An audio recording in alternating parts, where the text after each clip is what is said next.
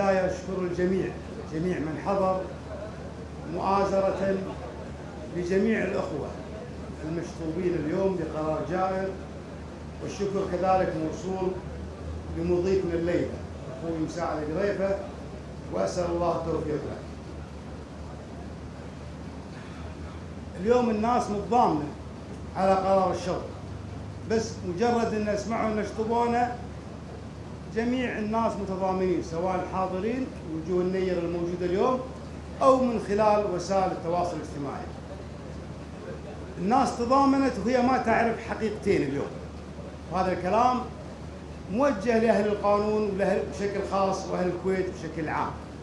ترى احنا اليوم مشطوبين بقرار بدون سبب، هذا الأخواني موجودين، مع احترامي لكل من تكلم أو تحدث، ترى احنا اليوم مشطوبين فقط. ينشطب السيد خالد شخير المطيري من الترشح في انتخابات أعضاء مجلس الأمة المقرر إجراءها في تاريخ 29/9 فقط، بدون سبب. تخيل، يعني لو حاطين مثلا مسيء إعادة الخطاب نقبل، بس ما هو من المقبول إنك تعطيني ورقة وتقول هذا القرار إنك أنت لا تستطيع خوض الانتخابات. ليش؟ عطني السبب، أنا بروح محكمة، ليش شاطبني؟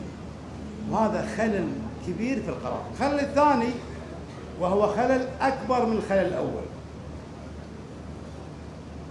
طبعا بعد ديباجة القرار كاتبين وعلى مذكرة اللجنة المشار إليها المؤرخة 7/9، بمعنى حنا مشطوبين من اللجنة بتاريخ 7/9. اللجنة رفعت قرارها، وهذا الكتاب قرار الشطب، نحن مشطوبين من الانتخابات بتاريخ 7/9. ليش يتوقع القرار اليوم؟ أنا لو شاطبني ب 7/9 ممكن اليوم تاريخ 3/9 ردتني للمحكمة، لكن ليش ظل هذا القرار حبيس الأدراج وتوقع اليوم بتاريخ 13/9؟ شو اللي بتوصلوا له يعني؟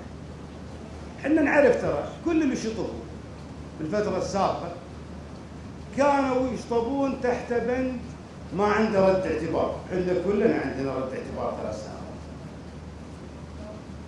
الأمر الآخر أن هناك، أنا أذكر الأخ أنور الفكر والأخ عايض بخوصة أخوي خالد النيل، عندما شطبوا جاء في نص حكم التمييز أنهم لم يستكملوا حسن السير والسلوك 3 سنوات ويحق لهم خوض الانتخابات بعد شهر 5 2021.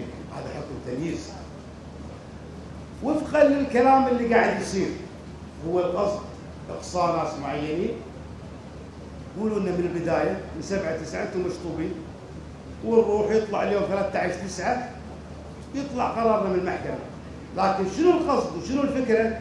انك انت تاخرنا قبل الانتخابات باسبوعين وتقول روح المحكمة.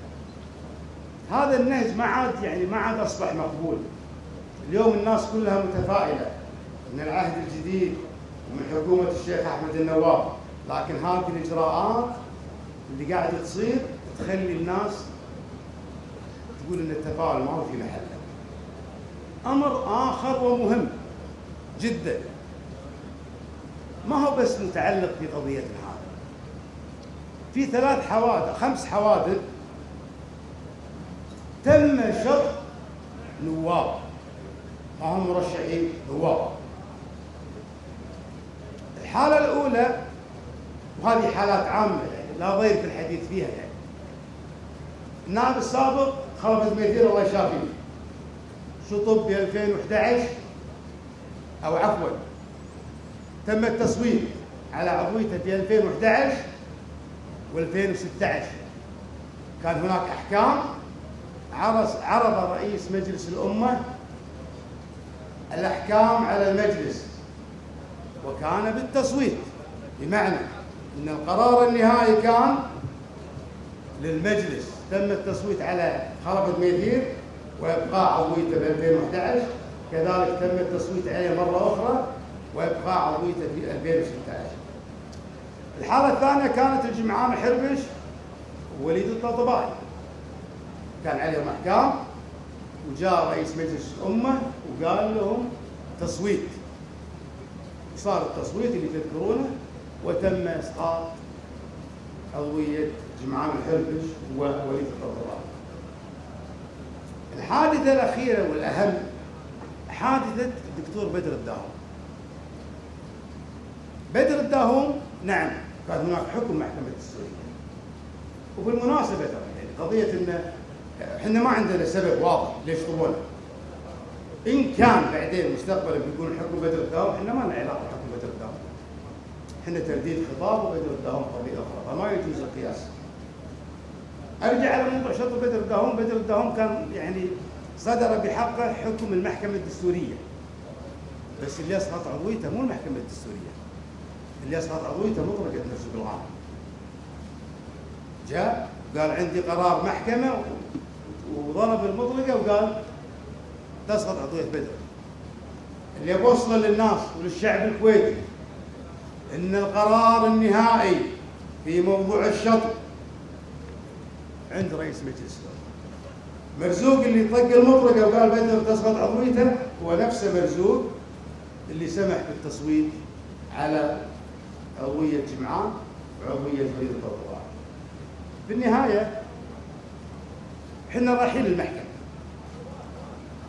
وواثقين من سلامة موقفنا القانوني. يعني أنا أعتقد بس المحكمة وجهة نظري إن تعرض عليها هذه الورقة اللي ما فيها أي سبب، وهذا أمر معيب في قرار الشرطة. تشطب ناس فلان مشطوب بدون أي سبب. الأمر الآخر اللي بإذن الله راح تاخذه بعين الاعتبار المحكمة قضية تأخير القرار، قرار اللجنة 7/9، قرار الشرطة 13/9 للتأثير على الانتخابات، وهذا تدخل واضح، واعتقد الشعب الكويتي واضح ومنتبه لهذه الأمور. في الختام أنا كل ثقة بإذن الله بإرادة رب العالمين يفعلون ما يفعلون.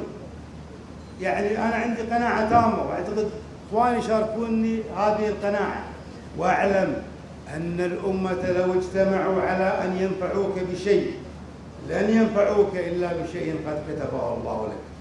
واعلم أن الأمة لو اجتمعوا على أن يضروك بشيء لن يضروك إلا بشيء قد كتبه الله عليك. رفعت الأقلام وجدت السماء. هذه ثقتي التامة إن بإذن الله إن سوف ننصر في المحكمة وسنعود، ولكن الرسالة للحكومة الحالية والقادمة إن هذه الأساليب أنتم شفتوها بالفترة السابقة، شفتوا الحكومات السابقة وشفتوا رئاسة مجلس الأمة السابقة قاموا بمثل هذه الأعمال. اليوم هذول وين؟ من ارتكب كل هالتصرفات في الحكومات السابقة وين اليوم؟ فأنا أتمنى أن المرحلة القادمة لا تخذلون الشعب، اتركونا كسياسيين، ترى الشعب متفائل في هذه المرحلة. لا تخذلون الشعب وتجعلون الشعب يرجع في كلامه في قضية التفاؤل الزائد. نحن أمام اختبار واستحقاقات قادمة، وبإذن الله أنا كل ثقة في المرحلة القادمة أن سينصفنا القرار. والسلام عليكم ورحمة الله.